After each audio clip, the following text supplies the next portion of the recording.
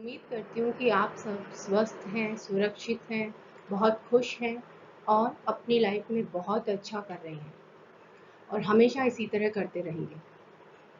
आज के इस ई लेक्चर की श्रृंखला में जो बीए पार्ट फर्स्ट के बच्चों का जो इकोनॉमिक्स का फर्स्ट पेपर है, इकोनॉमिक कंसेप्ट एंड मेथड से स्टार्ट हो रही है, जिसमें पहला हम अध्याय ले रहे हैं कि अर्थशास्त्र क्या है।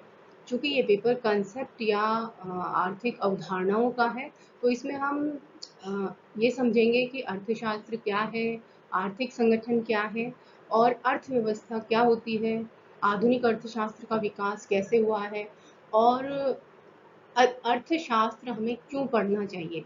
इन सब चीज़ों का अध्ययन हम इस अध्याय में करेंगे। चूंकि हम सब अर्थशास्त्र के विद्यार्थी हैं, इसलिए ये जानना बहुत जरूरी हो जाता है कि अर्थशास्त्र क्या है या इसके विभिन्न कंसेप्ट क्या क्या हैं जो हमें समझने होते हैं। तो सबसे पहले हम लेते हैं, शुरू करते हैं कि अर्थशास्त्र का अर्थ, जिसमें हम तीन चीज़ों को लेंगे। सबसे पहले हम ले रहे हैं कि आर्थिक संगठन क्या होता है, फिर लेंगे अर्थशास्त्र क्या है और फिर लेंगे कि अर्थव्यवस्था क्या होती है। चूंकि हम सभी जानते हैं कि मनुष्य एक सामाजिक प्राणी है और समाज में विभिन्न संगठन होते हैं। संगठन से तात्पर्य होता है कि जब हम एक समान उद्देश्य के लिए बहुत सारे लोग और संस्थाएं एकत्र होती हैं तो उसे हम ऑर्गेनाइजेशन या संगठन कहते हैं।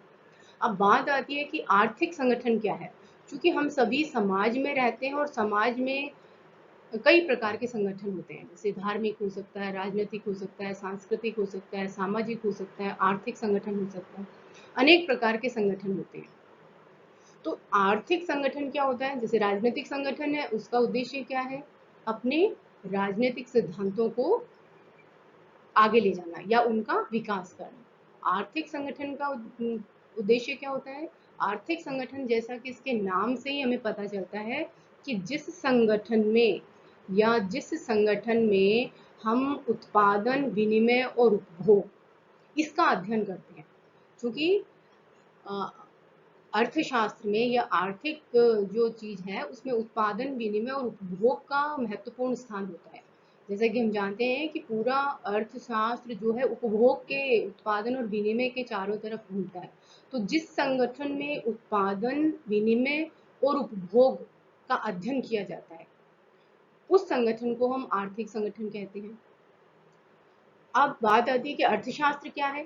तो अर्थशास्त्र जो है, जैसा इसके नाम से हमें पहले पता चलता है कि अर्थशास्त्र दो शब्दों से बना है, अर्थ प्लस शास्त्र। अर्थात जिस शास्त्र में अर्थ, धन से संबंधित क्रियाओं का अध्ययन किया जाता है उसे हम अर्थशास्त्र कहते हैं।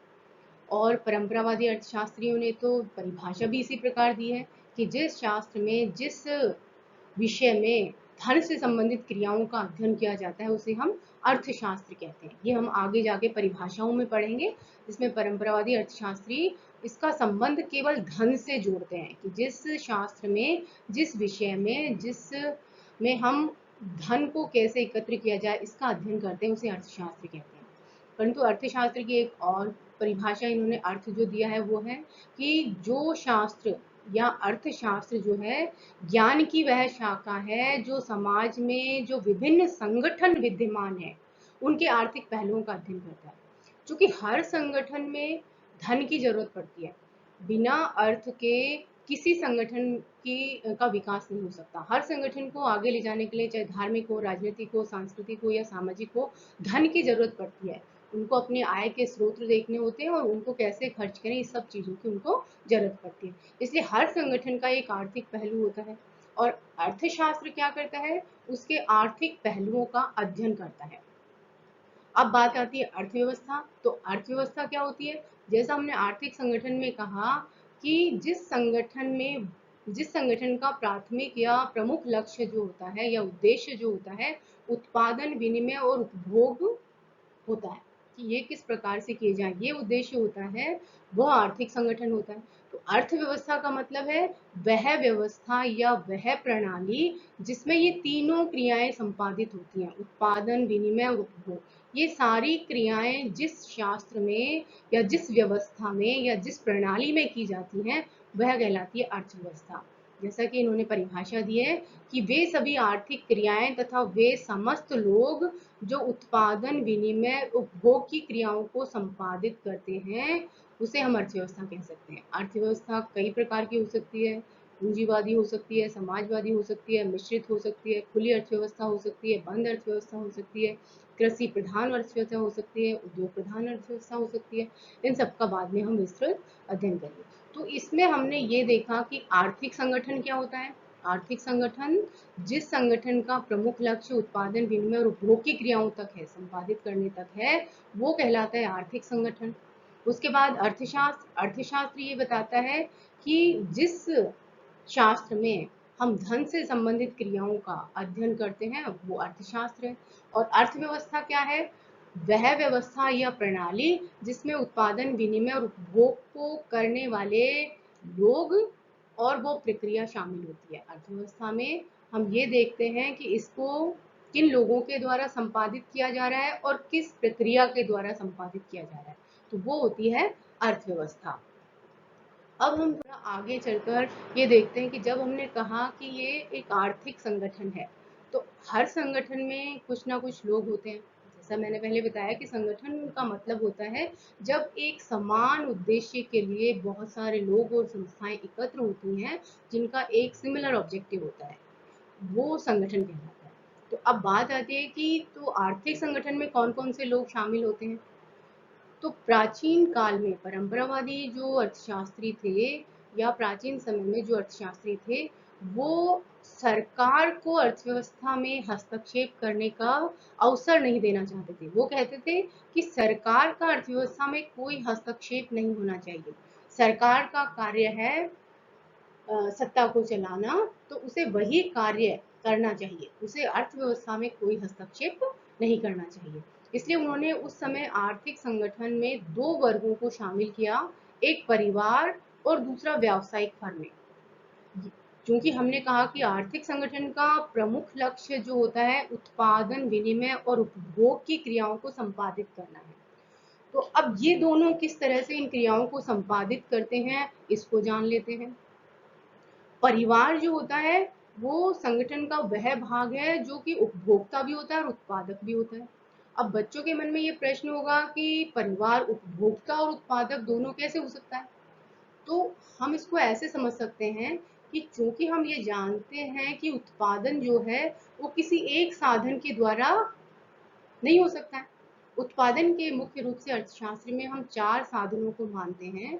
एक तो होता है भूमि, श्रम, पूंजी और साहस। ये चार मुख्य साधन हैं उत्पादन के, जिनकी सहायता से या जिनके संयुक्त परिवार प्रयासों से उत्पादन संपादित होता है।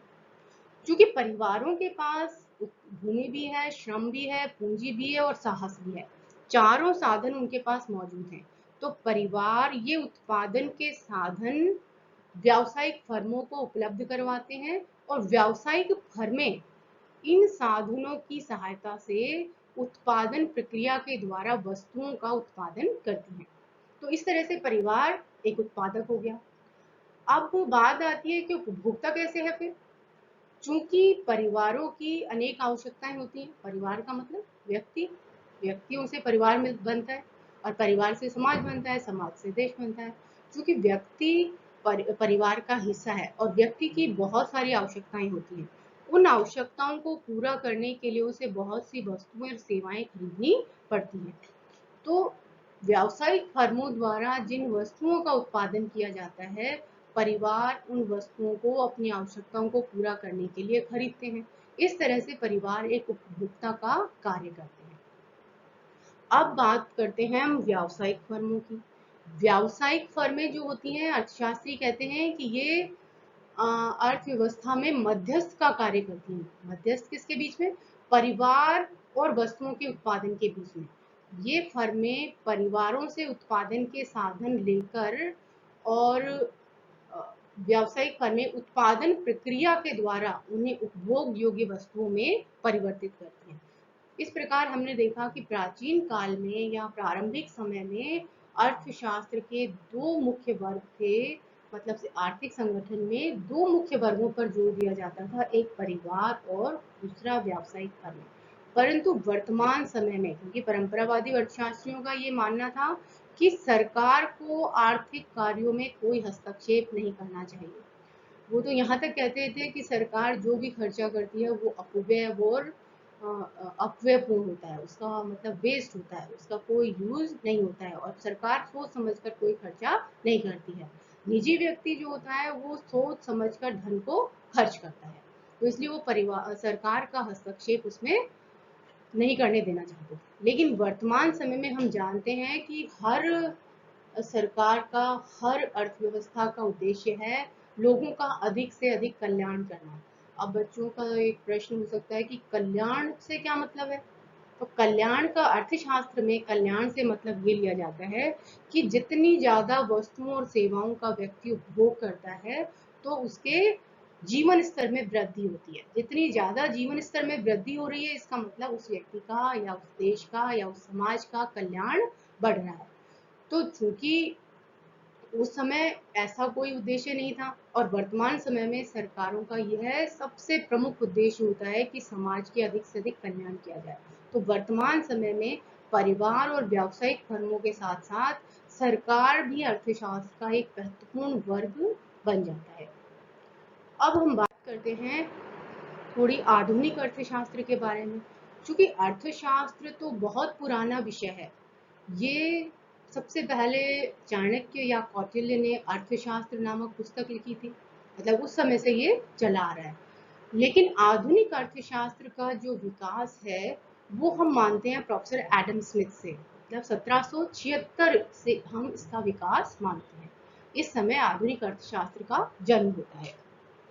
अब प्रश्न ये आता है कि प्रोफेसर एडम स्मिथ से ही हम अर्थशास्त्र या आधुनिक अर्थशास्त्र का विकास क्यों मानते हैं? क्यों इसलिए माना जाता है क्योंकि एडम स्मिथ से पहले भी बहुत सारे अर्थशास्त्री, बहुत सारे विचारक आए जिन्होंने धन के संबंध में अपने अपने विचार प्रस्तुत किए, परंतु उनमें से किसी ने भी इन विचारों को सुव्यवस्थित और संकलित नहीं किया। एडम स्मिथ जो थे वो पहले अर्थशास्त्री थे जिन्होंने अपने से पहले के विचारकों की अच्छी बातों को संकलित किया, उनको सुव्यवस्थित किया और उनसे सुविचारित, मतलब बहुत अच्छे उनके जो विचार थे उनसे निष्कर्ष निकालकर उन्होंने इस पुस्तक में उसको संकलित किया। और इस पुस्तक का नाम रखा गया an inquiry into the nature and causes of wealth of nations. राष्ट्र 1776 में ये पुस्तक लिखी गई। इस पुस्तक के आधार पर ही मार्शल ने ये कहा, चूंकि ये धन से संबंधित पहली पुस्तक लिखी गई है, इस आधार पर हम प्रोफेसर एडम स्मिथ को आधुनिक अर्थशास्त्र का जनक कह सकते हैं। अर्थात आधुनिक अर्थशास्त्र का जनक, फादर ऑफ मॉडर्न इकोनॉमिक्स, हम कहते हैं प्रोफेसर एडम स्मिथ को। जिस समय एडम स्मिथ चूंकि एक परंपरावादी अर्थशास्त्री थे, उस समय अर्थशास्त्र का नाम राज्य अर्थव्यवस्था या पॉलिटिकल इकोनॉमी के नाम से प्रचलन में था, क्योंकि उस समय तक अर्थशास्त्र में राजनीतिक सिद्धांतों का भी समावेश था, राजनीतिक और आर्थिक दोनों सिद्धांतों का उसमें समावेश था, तो इसलिए इसका नाम पॉलिटिकल इकोनॉमी था। लेकिन उसके बाद धीरे धीरे बहुत सारे अर्थशास्त्री आए और अर्थशास्त्र का नाम उन्होंने अपने हिसाब से देने का प्रयास किया। जैसे वेटले ने इसे कहा कि ये एक विनिमय का विज्ञान है। विनिमय मतलब, क्योंकि अर्थशास्त्र में हम वस्तुओं और साधनों का लेन देन करते हैं, तो वेटले ने कहा कि ये विनिमय का विज्ञान है। और हन ने कहा कि ये धन का विज्ञान है, क्योंकि अर्थशास्त्र में हम धन को कैसे अर्जित करें, कैसे उसे खर्च करें, इन सब बातों का अध्ययन करते हैं, इसलिए उन्होंने कहा कि ये धन का विज्ञान है। प्रोफेसर इंग्राम ने कहा कि हम अर्थशास्त्र में इस बात का अध्ययन करते हैं कि धन को कैसे अर्जित किया जाए, इसलिए उन्होंने इसका नाम धनोपार्जन का विज्ञान रख दिया। परंतु मुख्य रूप से राज्य अर्थव्यवस्था नाम ही प्रचलन में रहा। उसके बाद 1890 में मार्शल की पुस्तक आती है प्रिंसिपल्स ऑफ इकोनॉमिक्स, जिसके आने के बाद अर्थशास्त्र का नाम हो जाता है अर्थशास्त्र के सिद्धांत। और इस नाम से अर्थशास्त्र, जो राज्य अर्थव्यवस्था चला आ रहा था, वो बदलकर हो जाता है अर्थशास्त्र के सिद्धांत। लेकिन उसके बाद सेकेंड वर्ल्ड वॉर के बाद फिर से एक नया शब्द आया, इकोनॉमिक एनालिसिस या आर्थिक विश्लेषण, और उस समय अर्थशास्त्र का नाम रखा गया आर्थिक विश्लेषण। लेकिन भारत में अर्थशास्त्र के सिद्धांत नाम ही ज्यादा प्रचलन में रहा। तो अब इसमें से विद्यार्थियों को मुख्य रूप से 3 चीजें याद रखनी है कि आधुनिक अर्थशास्त्र का जनक किसे कहा जाता है, फादर ऑफ मॉडर्न इकोनॉमिक्स, तो प्रोफेसर एडम स्मिथ को कहते हैं हम। क्यों कहते हैं? क्योंकि उन्होंने सबसे पहले धन से संबंधित एक पुस्तक लिखी थी और उसमें धन कैसे कमाया जाए, एकत्रित किया जाए, उसके बारे में बताया गया था, इसलिए उनको इस पुस्तक के आधार पर उसे अर्थशास्त्र का जनक हम कह सकते हैं। उसके बाद आता है मार्शल, प्रोफेसर मार्शल की कौन सी पुस्तक है, प्रिंसिपल्स ऑफ इकोनॉमिक्स। इस तरह से ये चीजें विद्यार्थियों को याद होनी चाहिए। अब हम आगे देखते हैं कि अर्थशास्त्र का अर्थ हमने जाना कि अर्थशास्त्र क्या है। तो अर्थशास्त्र जो है ज्ञान की वह शाखा है जो विभिन्न संगठनों के आर्थिक पहलुओं का अध्ययन करती है। तो अब बात आती है कि हमें अर्थशास्त्र क्यों पढ़ना चाहिए, अर्थशास्त्र के अध्ययन की जरूरत ही क्यों है, क्यों हम अर्थशास्त्र को पढ़ें। तो इसके लिए प्रोफेसर सैमुअलसन ने कहा कि अर्थव्यवस्था में बहुत सारी मूलभूत समस्याएं होती हैं, लेकिन उन्होंने इसमें से 3 समस्याओं को प्रमुख बताया, जिसमें से पहली है कि हम किन वस्तुओं का उत्पादन करें, कितनी मात्रा में करें, दूसरा किस विधि के द्वारा करें, और ये उत्पादन किसके लिए करें। ये 3 मुख्य समस्याएं हैं जिन्हें केंद्रीय समस्याएं या आधारभूत समस्याएं कहते हैं। इन समस्याओं के हल को निकालने के लिए हमें अर्थशास्त्र के सिद्धांतों की आवश्यकता होती है।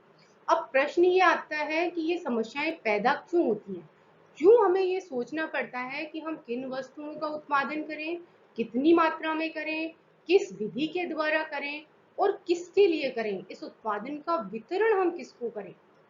तो इसके पीछे 3 कारण बताए जाते हैं। सबसे पहला कि हमारी आवश्यकताएं अनंत हैं, असीमित हैं, आवश्यकताएं कभी पूरी नहीं होती हैं। एक आवश्यकता पूरी होती है तो उसके साथ 4 और पैदा हो जाती हैं, वो चारों किसी तरह पूरी होती हैं तो उसके बाद 8 और पैदा हो जाती हैं।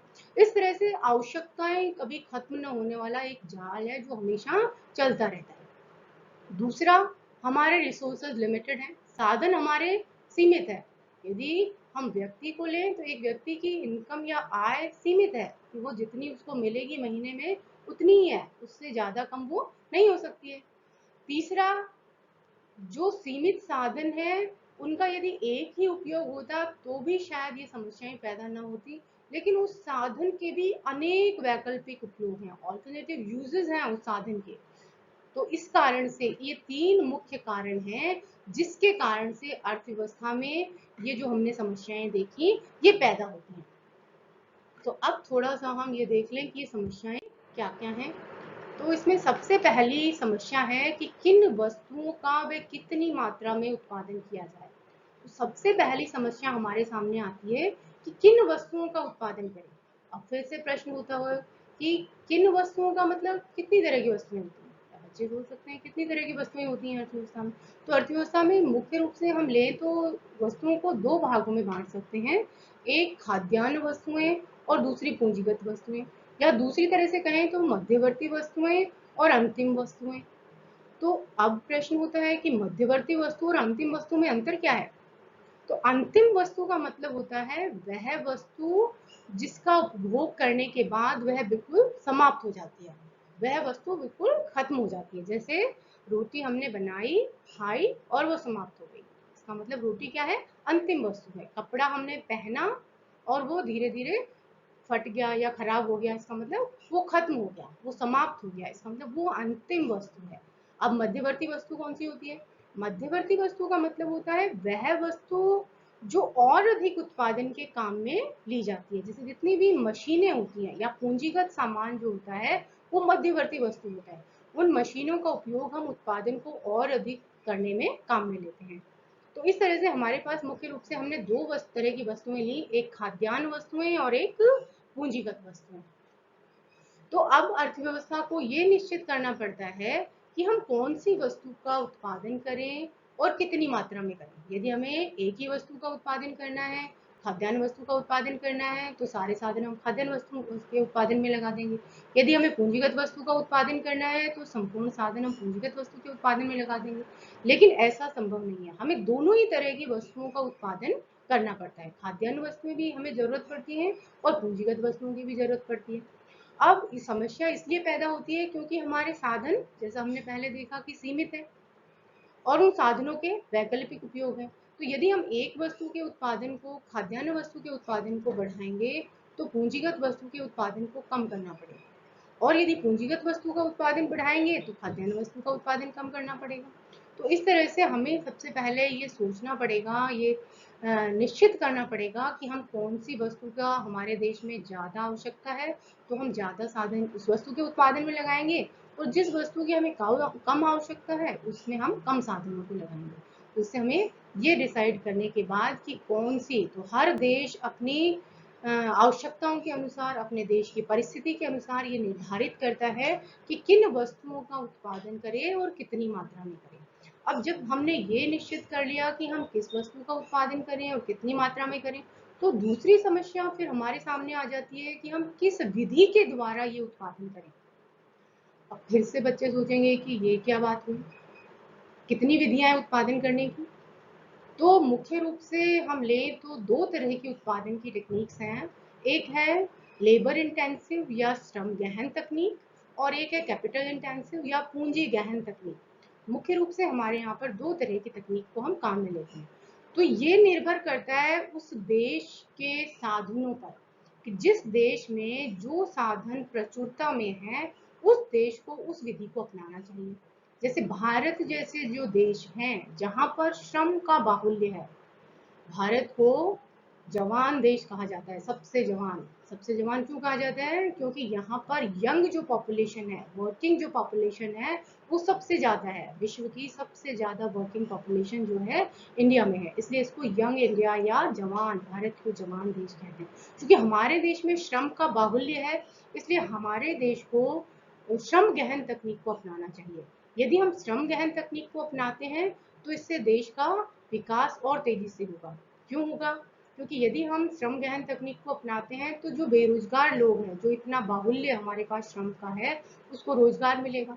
रोजगार मिलेगा तो उनकी आय बढ़ेगी, आय बढ़ेगी तो वो वस्तुओं को क्रय करेंगे, वस्तुओं को क्रय करेंगे तो एक तरफ तो अधिक वस्तुओं का उपभोग करने से, अभी हमने लिया कि व्यक्ति का कल्याण जो है वो उसके उपभोग की कैपेसिटी से निर्धारित होता है, कि जितनी ज्यादा गुणवत्तापूर्ण और अधिक वस्तुओं का उपभोग करता है तो उस व्यक्ति का कल्याण उतना ही अधिक होता है।